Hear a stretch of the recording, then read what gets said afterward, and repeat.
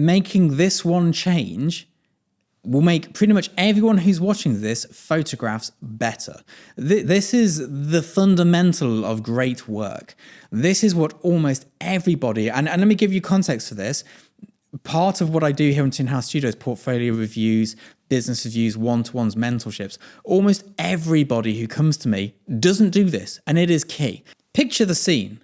I'm here, I'm in the studio, I'm creating a new piece of work. I have every tool at my disposal here. I've chosen the 150 megapixel phase. We've got the Schneider lens. We've got the Cambo Axis bellow system. I've got some Broncolor lighting. We've got some Godox P2400s. We've got it all going on. I've got a stylist. I've got a set stylist. I've got a food stylist. I've got a producer. I've got an assistant, a lighting assistant, a digitech. I've got a retoucher on set. Everybody's here. We're doing this great new technique with the camera.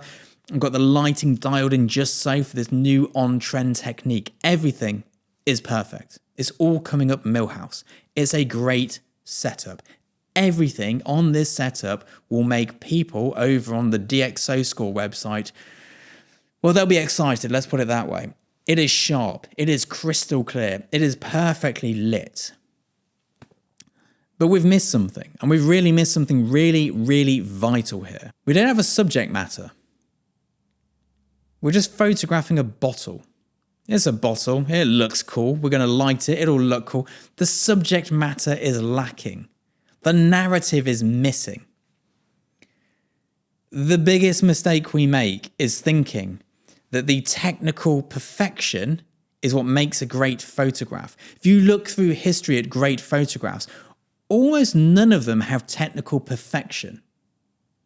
If you look at Robert Capa's work, most famous photograph today, you would all rubbish. Oh, it's grainy. Oh, there's a bit of noise going on. Oh, it's a bit blurry. It's not very sharp. Was he at f8? Doesn't look very sharp.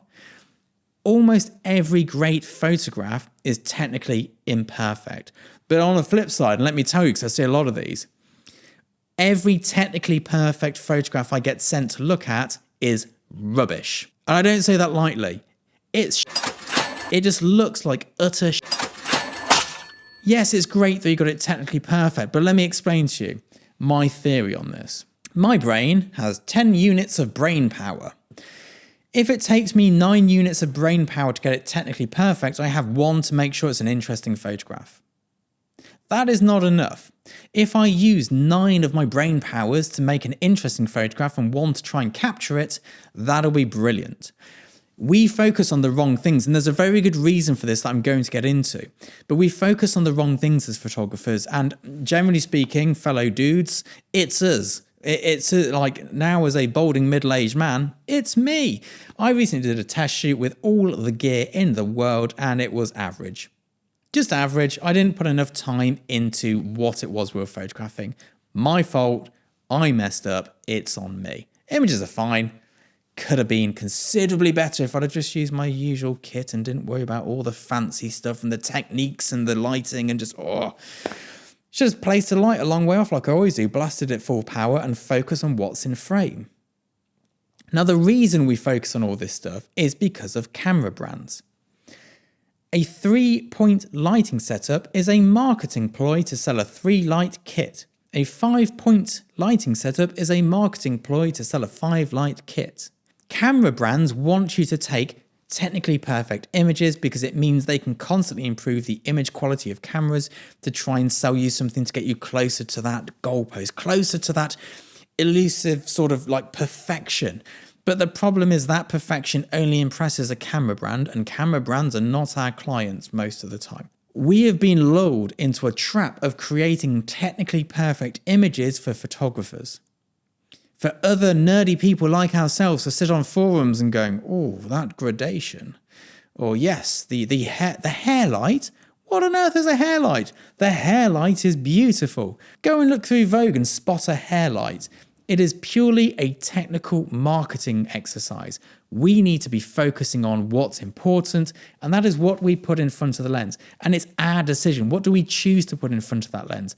Yes, we might photograph a bottle in a creative way, but why? What did we choose to put there? Not just, here's a pretty bottle, let's take a technically good photograph of it. Here's some tequila by the poolside, because this is the zeitgeist of this summer. We're all going to be hammering tequila cocktails. Said it here first, watch it happen. I've seen all the marketing budgets going out at the moment. Tequila is the drink of the summer. That's what's important. Understanding the zeitgeist, understanding the trend, understanding where we're heading to. That's important. Understanding that everyone's buying ice baths, that everyone's buying outdoor pools at the moment, that is part of what's going on, and combining that. That's important. Whether I lit it perfectly or not doesn't matter. It's the content. It's the context. It is the understanding of culture that matters in our profession. Let me know in the comments below what you think. I'll see you all soon. Bye-bye.